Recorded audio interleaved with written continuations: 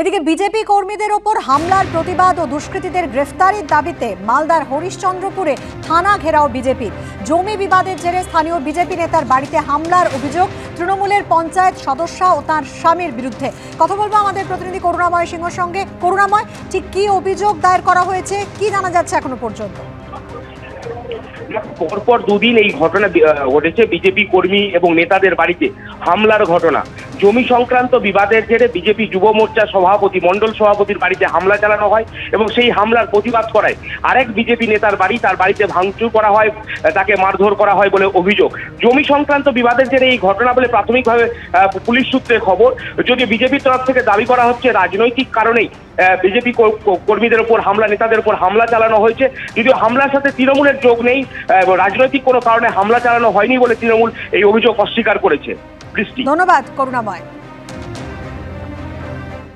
অসিত দাস আমাদের বুথ সভাপতি ছিলেন, বর্তমানে মণ্ডল সদস্য, তার উপরে চড়াও হয়েছে। তারপরে হচ্ছে টুলি থোকদার, অমূল্য থোকদার, এরকম আরও কয়েকজনের উপরে তৃণমূল কংগ্রেসের ওই একই গ্রামেরই এরা সবাই মিলে আমাদের তৃণমূল কংগ্রেসের সমস্ত যারা ওখানকার সমস্ত গুন্ডা বাহিনী বদমাইশ, এদের সমস্ত জোটবদ্ধ হয়ে আমাদের সমস্ত কার্যকর্তাদের উপরে ওরা মারধর করেছে। আর কার্যকর্তাদের মারধর করেছে, তাদের হসপিটালাইজড আছে। গতকাল থেকে হাসপাতালে ওরা ভর্তি হয়েছে, চিকিৎসাধীন। আমাদের ওখানকার অজয় পাসওয়ান সহ আমাদের সমস্ত লিডাররা যখন ওখানে গেছেন হাসপাতালে, তো হাসপাতালেও এরা ঘেরাও করেছে। হাসপাতালে থেকে ফেরার সময়তে এরা রাস্তায় ওদেরকে আটকাবার চেষ্টা করেছে। অর্থাৎ এরা এতটাই হচ্ছে এই যে তৃণমূল কংগ্রেস, মানে এখানে যেহেতু তৃণমূল কংগ্রেস বরাবরই এরা মানুষের উপরে আক্রমণ করে, মানুষকে খুন করা এদের হচ্ছে স্বভাব, এদের চরিত্র, এদের সংস্কৃতি। এরা নিজেরাই দাঙ্গাবাজ, ওরা আবার অপরকে দাঙ্গাবাজ বলে। ভোট এসছে, ভোটের আগে এদের দেখা যায়নি, ভোটের এসছে, এখন তারা বিভিন্ন ধরনের রাজনীতি করবে। মানুষ এটা বুঝে কোনটা সত্যি কোনটা মিথ্যা। যতই তারা এসব থানা ঘেরাও করুক, আর এ করে লাভ হবে না।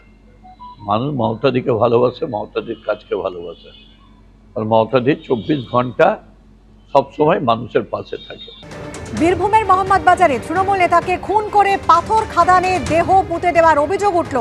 শুক্রবার থেকে নিখোঁজ ছিলেন আইএনটিটিউসির বীরভূম জেলার সাধারণ সম্পাদক সালাউদ্দিন খান। পাথর খাদানের জন্য জমি লিজ নেওয়া নিয়ে বিরোধের জেরে খুন, এমনটাই তার পরিবারের তরফ থেকে অভিযোগ করা হচ্ছে। খাদানে মাটি খুঁড়ে দেহ উদ্ধারের চেষ্টা চালাচ্ছে মোহাম্মদবাজার থানার পুলিশ। আরও একবার জানাই, বীরভূমের মোহাম্মদবাজারে তৃণমূল নেতাকে খুন করে পাথর খাদানে দেহ পুঁতে দেওয়ার অভিযোগ উঠল। কথা বলবো আমাদের প্রতিনিধি ভাস্কর মুখোপাধ্যায়ের সঙ্গে। ভাস্কর, কি ঘটনা ঘটেছে, যার মৃত্যু হয়েছে তার পরিবারের সদস্যরা ঠিক কি অভিযোগ করছেন? দেখো, তৃণমূলের শ্রমিক সংগঠন আইএনটিটিউসির জেলা সম্পাদক সালাউদ্দিন খান গত শুক্রবার থেকে মিসিং রয়েছে। তার পরিবারের অভিযোগ হচ্ছে শুক্রবার বেলা 2টোর সময় তাকে ডাকা হয়েছিল, তারই কিছু পরিচিত তাদেরকে ডাকে মোহাম্মদবাজার থানার কাছাকাছি এলাকায়, এবং সেখানে সে আসে। তারপর থেকে সে মিসিং ছিল, তারপর থেকে তার সঙ্গে যোগাযোগ করা যাচ্ছে না। তারপরেই তারা মোহাম্মদবাজার থানায় মিসিং ডায়েরি করে। এই ঘটনায় পুলিশ তদন্ত চালিয়ে দুজনকে আটক করে এবং তাদেরকে জেরা করে পুলিশ জানতে পারে যে মোহাম্মদবাজার থানার হরিণছিঙা গ্রামের কাছে সেখানে একটি পাথর খাদানে তাকে মাটি চাপা দিয়ে রাখা হয়েছে বলে তা জানতে পারে পুলিশ। এরপরই সেই পুলিশ আসে এবং ওই খাদানে এই মুহূর্তে 2টি জেসিপি লাগিয়ে তল্লাশি চালাচ্ছে পুলিশ এবং মাটি খুঁড়ে সে মৃতদেহ তোলার একটা চেষ্টা চালাচ্ছে। কিন্তু এখনো পর্যন্ত পুলিশ নিশ্চিত নয় যে সেখানে মৃতদেহ রয়েছে কিনা। পুরো এলাকা পুলিশ ঘিরে ফেলেছে এবং যেটা জানা যাচ্ছে, এই সালাউদ্দিনের কাকা সে সাঁইথিয়া ব্লকের ব্লক সভাপতি এবং সে রীতিমতো প্রভাবশালী একজন তৃণমূল নেতা।